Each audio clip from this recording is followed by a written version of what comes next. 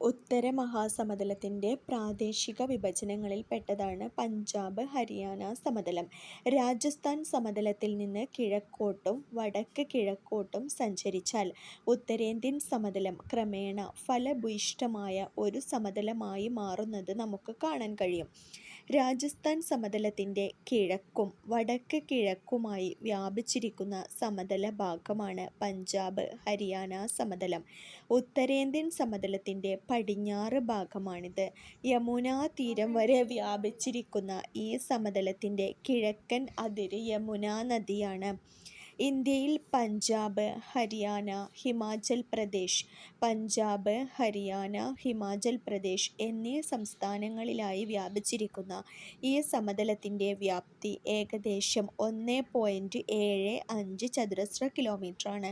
പഞ്ചാബ് ഹരിയാന സമതലം 1.75 ലക്ഷം ചതുരശ്ര കിലോമീറ്ററാണ്.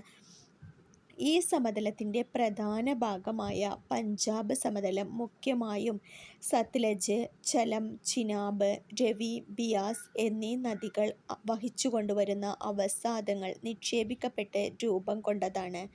പഞ്ചാബ് 5 നദികളുടെ നാടെന്നും അറിയപ്പെടുന്നു. പഞ്ചാബ് ഹരിയാന സമതലത്തെ 5 പ്രധാന ദോബുകളായി തരംതിരിച്ചിരിക്കുന്നു. പരസ്പരം കൂടിച്ചേരുന്ന 2 നദികൾക്കിടയിലെ കരഭാഗമാണ് ദോബുകൾ. പരസ്പരം കൂടിച്ചേരുന്ന 2 നദികൾക്കിടയിലെ കരഭാഗമാണ് ദോബുകൾ.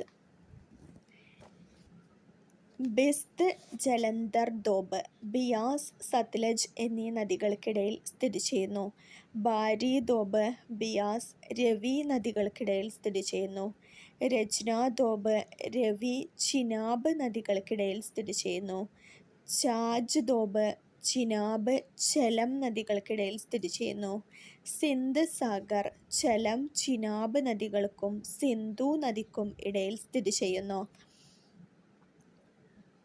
കൂടുതൽ SCERT വീഡിയോകൾക്ക് ഈ വീഡിയോ ഒന്ന് ലൈക്ക് ചെയ്ത് ഈ ചാനൽ ഒന്ന് സബ്സ്ക്രൈബ് ചെയ്യുക.